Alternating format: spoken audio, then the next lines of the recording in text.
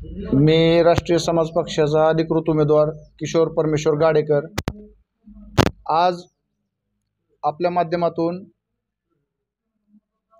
पत्रकार परिषद घेण्याचं कारण असं की आता आपली बार्शी विधानसभा 246 ही अंतिम टप्प्यात आलेली आहे। आम्ही गेले 15 दिवस झालं दिवसाची रात्र आणि रात्रीचा दिवस करून प्रचारासाठी फिरतोय। तर हे प्रचार करत असताना गावोगाव भेट देत असताना माणसांच्या जी तोंडून आमच्याकडे काय या बार्शी तालुक्याविषयी 4 गोष्टी समोर आल्या त्या मांडण्यासाठी त्या सर्व लोकांपर्यंत तुमच्या माध्यमातून पोहोचवण्यासाठी आजची ही पत्रकार परिषद आहे। बांधवांनो, माझी बार्शीतील तमाम मतदारांना बंधू भगिनींना कळकळीची विनंती आहे की ह्या आजी माजी लोकांना न निवडता राष्ट्रीय समाज पक्षाच्या किशोर गाडेकर या उमेदवारावर म्हणजे माझ्यावर स्वतःवर एक वेळेस विश्वास टाकून बघा। मी बार्शीच्या सर्वांगीण विकासासाठी जीवाचं रान केल्याशिवाय राहणार नाही। तर ह्या प्रचारात फिरत असताना माझ्या समोर आलेल्या ज्या एक 4-5 गोष्टी आहेत त्या मी तुम्हाला तुमच्या पत्रकार बांधवाच्या माध्यमातून सांगू इच्छितो की बार्शीला स्थानिक स्वराज्य संस्था सुद्धा दोन्ही आजी माजी आमदारांना आजपर्यंत चालवता आलेले नाहीत। बार्शीमध्ये भोगावती कारखाना असेल, आर्यन शुगर असेल, या कारखानदाऱ्या बंद पडल्या आणि बाहेरची लोक येऊन मग इंद्रेश्वर असेल, येडेश्वरी असेल, ही बाहेरची लोक येऊन इथं कारखानदारी चालवू शकतात। परंतु आपल्याच तालुक्यातले लोक ही का व्यवस्थितपणे चालवू शकत नाहीत हा प्रश्न सर्वसाधारण जनतेला सर्व बार्शीकरांना पडलेला आहे। दुसरी गोष्ट दमदाटी असेल, दडपणशाही असेल, जर आजपर्यंत यांनी जर जनतेचा विकास केला असता, जर आजपर्यंत यांनी जनतेच्या मनात आपलं घर बनवलं असतं तर आज कुणी कुणाचं स्टेटस ठेवलं म्हणून कुणी कुणाला पर्सनली फोन करून दमदाटी करण्याची वेळ बांधवून यांच्यावर आली नसती। दुसरी गोष्ट अशी आहे की परगावी कामाला गेलेल्या लोकांचा, जे पुणे मुंबई असेल, कुठं बाहेर जगायला गेलेले असेल, लेबर काम असेल, परगावी गेलेल्या लोकांचा डेटा बांधवणं यांच्याजवळ आहे, पण त्या लोकांच्या हाताला काम देण्यासाठी यांचं कुठलंही काम नाही। दुसरी गोष्ट, आता मी स्वतः श्रीपत पिंपरी गावचा आहे, तर श्रीपत पिंपरी गावामध्ये माझी 2 मुलं बार्शीला शिकतात आहे। अशी संपूर्ण गावाच्या मुलांच्या जाण्या येण्याचा प्रश्न आहे, रेणीवर आहे।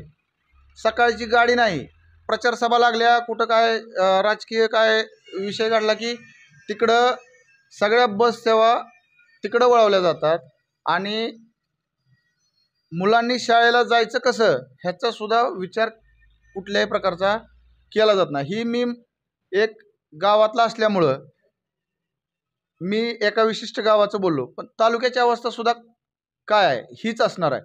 दुसरी गोष्ट,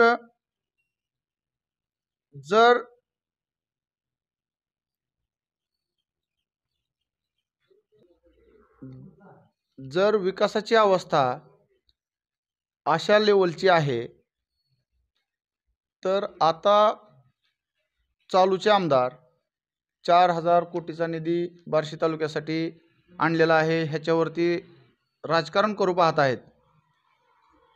तर जे पूर्वीचे रोड होते की जे खराब झालेत म्हणून त्याला चांगलं करण्याचं काम हे विकास कामात बोललं जाते। पूर्वीचे रोड आम्हाला कळते असं श्रीपत पिंपरी ते पिंपरी फाट्याचा रोड बनलेला नव्हता, तरी सुद्धा तो चांगला होता। ह्यांनी नवीन रोड बनवलेला रोड 1.5-2 महिन्यात पूर्व रोडपेक्षा सुद्धा त्याची बिकट परिस्थिती इथं झालेली आहे मित्रांनो। आणि हीच परिस्थिती संपूर्ण तालुक्यात ऐकायला मिळते आणि बघायला मिळते। आम्ही गावगाव फिरतोय, कुठं रोडची कामं जी आहेत ती कुणाकडून काढून कुणी स्वतः केलेली आहेत किंवा त्यांची क्वालिटी काय, दर्जा काय, ह्या सगळ्या गोष्टी हे आम्ही लोकांमधून जनतेमधून ऐकत आलेलो आहे। आणि जर ह्या मूलभूत गरजांवर सुद्धा ह्यांना काम करता आजपर्यंत आलेलं नाही, तर अशा परिस्थितीमध्ये कुठंतरी कार्यकर्त्यावर दबाव आणायचा, कुठला कार्यकर्ता कुठंतरी आपल्याला कसा ओढून आणता येईल, त्याला कसं मॅनेज, ह्याच्यावरच्या गोष्टीवरचं थोडं दुर्लक्ष, थोडं लक्ष कमी करून जर विकास कामावर ह्यांनी जर लक्ष दिलं असतं, तर आजची परिस्थिती पाहता ह्यांच्यावर इतकी पळापळ करायची दोघांवर सुद्धा गरज आली नसती, असं मी माझ्या रोजच्या प्रचारात ऐकलेल्या आणि अनुभवलेल्या गोष्टी आहेत. खोटं नाटं, दमदाटी, पैशातनंच विषय मोजायचा पुढच्याचा, ह्या सगळ्या गोष्टी न करणाऱ्या आणि तुमच्यातल्या गोरगरीब जनतेतल्या मित्रांनो, गोरगरिबी मी ही पाहिलेली नसून मी स्वतः अनुभवलेली आहे. त्यामुळं जी गोरगरीब जनतेचे तुमचे आमचे प्रश्न आहेत, त्या प्रश्नाची ह्यांना माहितीसुद्धा पुरेशी नसल्यामुळे ती त्या प्रश्नाला हात घालू शकत नाहीत. तर तुम्ही जर माझ्यावर एवढ्या वेळेस विश्वास ठेवला, तर मी तुमच्यातूनच एक तयार झालेला कार्यकर्ता म्हणून जानकर साहेबांच्या आदेशानुसार राष्ट्रीय समाज पक्षात तालुका अध्यक्षपदी काम करत असताना सगळ्या गोष्टी मी अनुभवलेल्या आहेत आणि मला त्याची तळमळीनं जाण असल्यामुळं तुमच्या प्रश्नाचा आवाज विधानसभेत उचलायची मला संधी मिळावी आणि आपल्या 20 तारखेला 1 नंबर मशीनवरील 5 नंबर बटना 5 नंबर पुढील शिट्टीचं चिन्ह दाबून राष्ट्रीय समाज पक्षाचे अधिकृत उमेदवार किशोर परमेश्वर गाडेकर यांना तुम्ही प्रचंड बहुमताने विजयी कराल अशी आशा व्यक्त करतो आणि माझे 2 शब्द संपवतो.